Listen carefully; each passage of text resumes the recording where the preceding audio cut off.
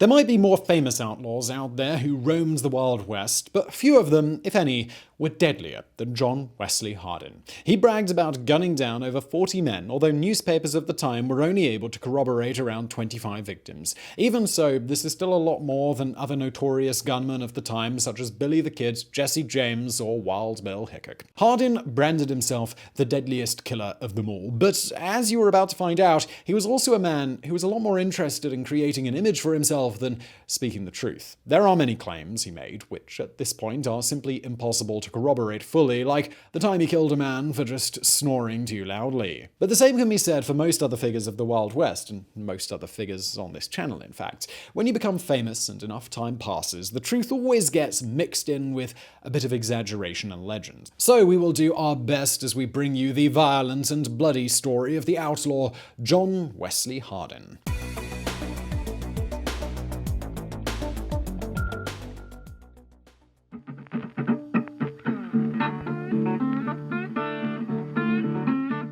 Right off the bat, we should point out that a lot of the details surrounding Hardin, particularly his early life, come to us straight from the man himself and are completely unsubstantiated by any other sources. He actually wrote an autobiography in prison titled The Life of John Wesley Hardin, which was published in 1896, shortly after his death. Hardin was born on May 26, 1853, in Bonham, Texas, the son of a Methodist preacher named James Hardin and his wife, Elizabeth Dixon. They did a lot of traveling throughout the state when Hardin was a young boy because his father was a circuit rider, meaning that he was an itinerant clergyman who traveled from one settlement to another to organize congregations. Eventually, the family settled down in Sumter, Trinity County, where James Hardin served as a teacher until the outbreak of the Civil War in 1861. According to his son's autobiography, the senior Hardin immediately wanted to join the Confederate Army, but was convinced to stay behind as he would be more useful in his hometown. Hardin himself had wanted to go off fighting Yankees, although he was only 9 at the time, and even made a plan with his older brother Joe to run away and join the Confederacy. However, their master plan was foiled when their father found out about it and beat them until they came to their senses. The Civil War had a serious impact on the development of a young Hardin. He became a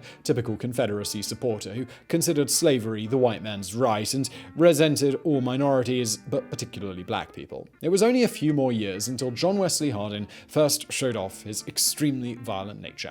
In 1867, the 14-year-old Hardin got into a fight with another boy called Charles Slaughter, and both drew their knives. Hardin stabbed the other boy twice and nearly killed him. He claimed that he acted in self-defense, and presumably he convinced the school's officials of this fact as he avoided any serious consequences. While Slaughter might have avoided Hardin's fatal wrath, it was only a year later that the future outlaw killed his first man, a former slave named Mage. Again, according to Hardin, this was also self-defense, which is a recurring theme in his autobiography, as he constantly portrays himself either as a victim or someone completely justified in his actions. As he succinctly put it, the people that he killed needed killing. Hardin and his cousin got into a wrestling match with the former slave. The two boys won, while Hardin even drew blood from Mage, something which enraged him to the point of wanting to shoot it out. The 15-year-old Hardin was not one to back down, so he went home to retrieve a gun, but his uncle got wind of what he intended to do and kept him in the house. The next day, Hardin was out riding when he met with Mage again. Still filled with violent rage, the latter ran into the road and grabbed Hardin's horse by the bridle, at which point the former pulled out a Colt 44 and shot Mage 4 times.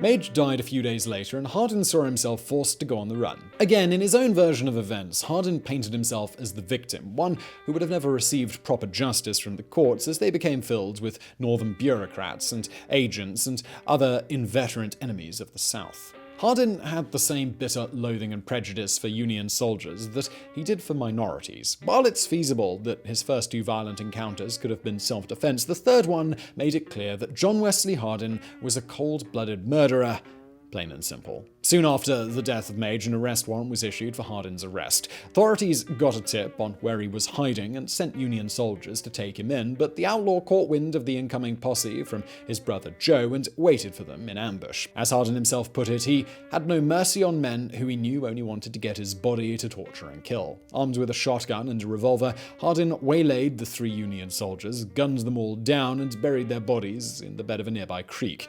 John Wesley Hardin was still just 15 years old and he'd already killed 4 people. Once he was a fully fledged outlaw, Hardin began quickly associating with other criminals throughout Navarro County, Texas. He rode with Frank Polk for a while, a gunman pursued by a detachment of soldiers for killing another man named Tom Brady. The soldiers managed to capture Polk, but Hardin escaped their grasp. When he was hanging out with Jim Newman, Hardin claimed he shot a man's eye out just to win a bottle of whiskey in a bet. He later rode for a bit with a cousin of his named Simp Dixon, who was a member of the Ku Klux Klan. They also got into a shootout with some Union soldiers and killed 2 more of them in 1869. Dixon was later captured alone and executed by firing squad. Later that same year, Hardin left Navarro County and roamed around Texas for a while. As expected, the conflicts and confrontations kept coming one after another. Oftentimes they turned violent and sometimes even deadly. Hardin claimed to have killed another 4 men during this time, including a pimp and a circus performer. In January 1871, Hardin stood accused of being involved in the murder of City Marshal Laban John Hoffman of Waco, Texas. Hoffman was sitting in a barbershop chair with his face lathered, waiting for a shave, when someone walked up behind him and shot him in the back of the head, killing him instantly. The gunman then sped out of town on horseback. Hardin claimed to be innocent in his autobiography. Of course, his word means nothing, but reports of that time named him as an accomplice instead of the killer, while also mentioning another criminal named Wild George Thomason, who was apparently gunned down in a shootout with state police. So it is possible that Thomason was the shooter instead of Hardin. Anyway, Hardin was caught and arrested. For a while, it seemed like his outlaw days might have come to an end, but he still had a few tricks up his sleeve. For some reason, Hardin was not held in Waco while awaiting trial. Instead, he was transferred to a small town called Marshall, where he was kept inside a log cabin jail. Somehow, Hardin managed to get his hands on a pistol from another prisoner, which he kept hidden by tying it with a string under his arm. He waited for the best opportunity to use it, which he got when he was being transferred back to Waco. On the road, he was being escorted only by 2 state policemen, Edward Stakes and Jim Smalley. At one point, Stakes left to get wood for the fire. Hardin retrieved his gun while Smalley wasn't looking and killed him before making a run for it on his horse. Afterwards, Hardin hid out in Gonzales County for a while with some cousins of his named Clements. He needed to get out of Texas, so his cousin suggested work as a cowboy, driving cattle on the Chisholm Trail between Texas and Kansas. Of course, just because he needed to lay low did not mean that Hardin left behind his violent ways. He got into multiple gunfights with Mexican vaqueros, cattle rustlers, and Native Americans, which ended in fatalities.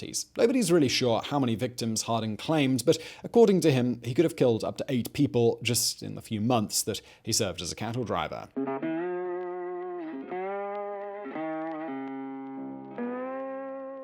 Undoubtedly, the most memorable part of Hardin's life occurred in the summer of 1871, when he made his way to Abilene in Kansas. This is where he had a few run-ins with the local town marshal, who also happened to be one of the Old West's most famous icons, Wild Bill Hickok. By the way, if you're not familiar with the many exploits of Wild Bill, we've already done a Biographics video on him a few months ago, so maybe go check it out if you want to. Anyway, when Hardin got into town, he adopted the name Clements after his cousins, seeing as how he was still a wanted man. Most people, including Hickok, apparently called him Little Arkansas, and it is unclear who, if any, were aware of his true identity. At first, he got along well with Wild Bill, even having a few drinking sessions with him and going on cattle drives together. And this is despite the fact that right off the bat, other people tried to turn Hardin against Hickok, hoping that he might be the one to take down the ruthless lawman, who, by that point, had already built a fearsome reputation for himself. According to Hardin, when he arrived in town, there was an ongoing conflict between the town marshal and the proprietors of a local saloon named the Bull's Head Tavern. Those proprietors were businessman Philco and Ben Thompson, a noted gunman in his own right. They got into a dispute with Hickok over the logo painted on the side of their tavern, which was a vulgar image of a bull. After getting complaints from the locals, Wild Bill told Coe and Thompson to change the picture. They refused, so Hickok brought some painters and he did it himself. Since then, the 2 saloon keepers hated Wild Bill's guts and wanted him gone, but would have preferred if someone did the dirty work for them. Enter John Wesley Hardin. He and Ben Thompson quickly developed an amicable relationship. Hardin frequented the Bull's Head Tavern a lot, and Thompson had fought for the Confederacy during the Civil War, and as we've previously mentioned, Hardin was a diehard supporter of the South while having nothing but murderous scorn for the Northern Yankees. As it happened, Wild Bill Hickok served the Union during the war, so Thompson saw a great opportunity to sow some dissent. He whispered in Hardin's ear about how Hickok was a typical Yankee who hated Southerners, particularly Texans, and always shot them dead at the slightest provocation. Hardin saw where this was going and said that he had no interest in fighting someone else's battle, retorting to Thompson that if Bill needs killing, why don't you kill him yourself? That being said, Hardin was eager to make it clear that he was not afraid of Wild Bill Hickok, as soon evidenced by their very first confrontation. And just to be clear,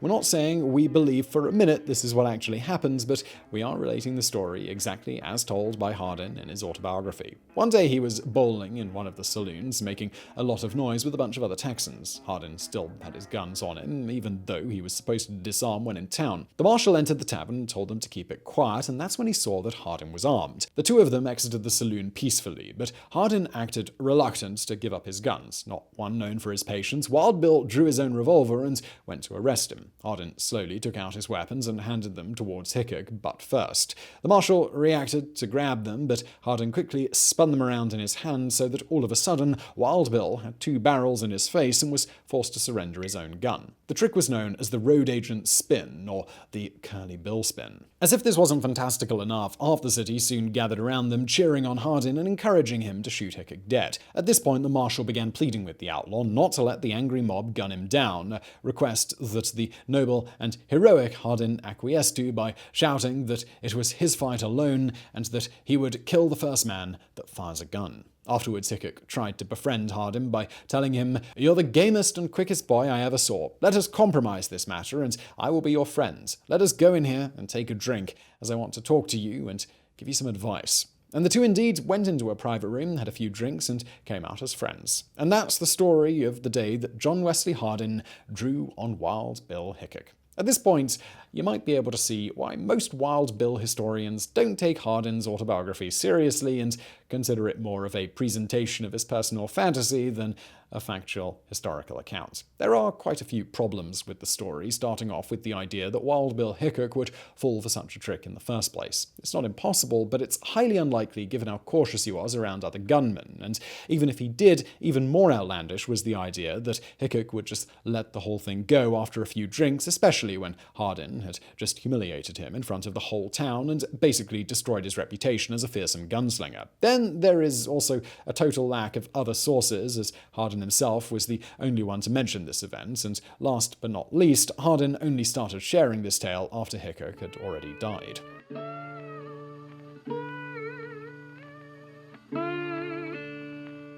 And so we arrive at the most infamous moment of the Hardin legend, the night when he killed a man for snoring. We should mention that while this event definitely happens, the details are conflicting. Although Hardin himself admitted to the deed at first, quite proudly in fact, he later amended the story for his book. Instead of killing an unsuspecting, defenseless sleeping man, he shot a would-be robber or even an assassin who broke into his room and was armed with a dirk dagger. On August 6, 1871, Hardin put up for the night at the American House Hotel in Abilene. He went to bed only to discover that the man in the adjacent room was snoring very loudly.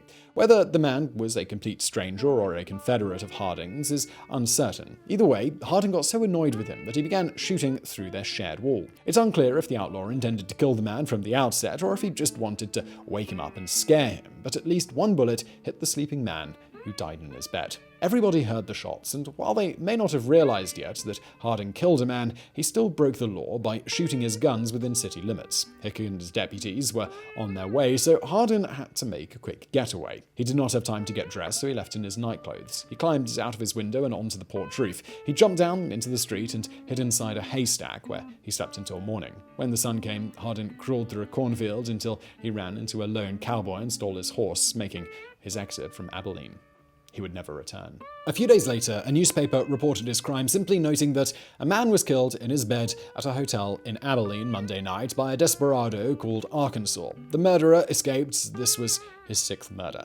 This shows that at that point, authorities were still unaware that the gunfighter from Abilene was the same as John Wesley Hardin, who was wanted for a lot more than 6 murders. Whatever the real number was, it didn't stay the same for long. For the rest of the year, Hardin went back to Texas, where he was, again, involved in multiple shootouts that resulted in fatalities, including that of a police officer named Green Paramore, killed on October 6, 1871. According to reports, Paramore and another officer named John Lackey tried to arrest Hardin in a general store in Nopal, Gonzales County. The killer pretended to disarm, but again used the road agent's spin again. He shot both officers and made a run for it, although Lackey survived his injuries.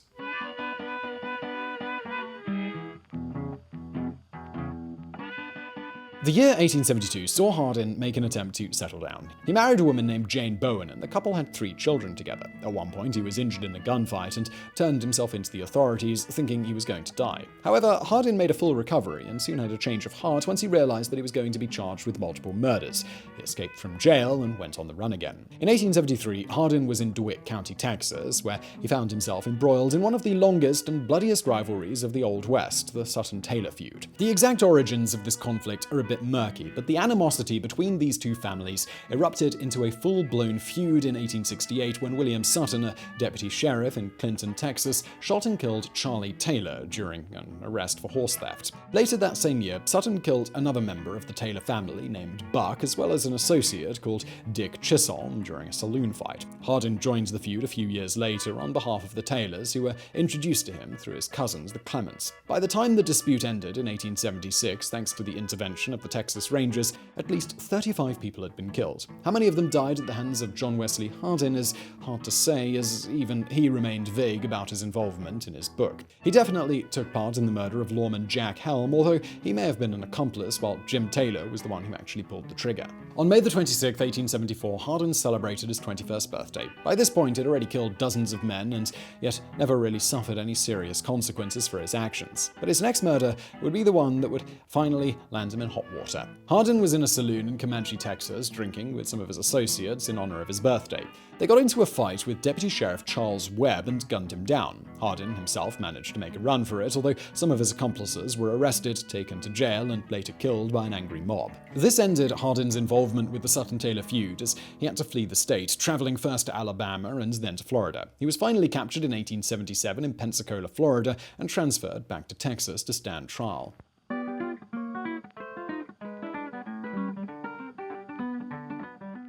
For some reason, Hardin was only charged initially with Webb's murder, for which he received 25 years in Huntsville prison. He later added a second 2-year sentence for another murder, but as part of a plea bargain, he was allowed to serve both sentences concurrently. At first, Hardin was a problem inmate, getting into multiple fights and being part of several unsuccessful escape attempts. With time, however, he began adapting to prison life. He spent a lot of time writing his fabricated autobiography. He became a constant attendant at Sunday school and began studying law books. Believe it or not, Hardin actually passed the law exam and made a half-hearted attempt at setting up a legitimate practice when he was released before falling back into his old ways. The Texas governor pardoned Hardin for good behavior after serving 16 years. In 1894, he went to Gonzales to be with his kids, as his wife had passed away while he was in prison. This new and reformed Hardin only lasted a few months, and before you knew it, he was back on his own again. This time, he was located in El Paso, Texas. At one point, Hardin got into an altercation with a local lawman named John Selman Jr. after the latter had arrested Hardin's girlfriends for carrying a gun within city limits. The fight got pretty heated, and the former outlaw threatened Selman's life. Word of this reached the young officer's father, John Selman Sr., who also had a violent past like Hardin, serving as both a lawman and lawbreaker at times. He understood what kind of man Hardin was and probably considered him a threat to his family. On the afternoon of August 19, 1895, Selman entered the Acme Saloon where Hardin was playing dice and shot him in the back of the head, killing him instantly. He then put a few more bullets into his chest for good measure. Salmon was arrested and tried for Hardin's murder, but was released following a hung jury. His defense was that Hardin had seen him enter the saloon in a mirror and was reaching for his gun, so he shot him in self-defense. Salmon was never put on trial again because less than a year later he was also killed in a shootout with U.S. Marshal George Scarborough. As for Hardin, he was buried at a local cemetery, but he kept stirring up controversy even 100 years after his death. His descendants began petitioning to have him dug up from El Paso and buried in Nixon, Texas, next to his wife Jane. The residents of El Paso didn't want to give him up because his grave was a popular tourist attraction, so a lawsuit ensued, which was eventually ruled in favor of keeping John Wesley Hardin in El Paso, where he still rests to this day. So I really hope you found this video interesting. If you did, please do hit that thumbs up button below. Don't forget to subscribe, and as always, thank you for watching.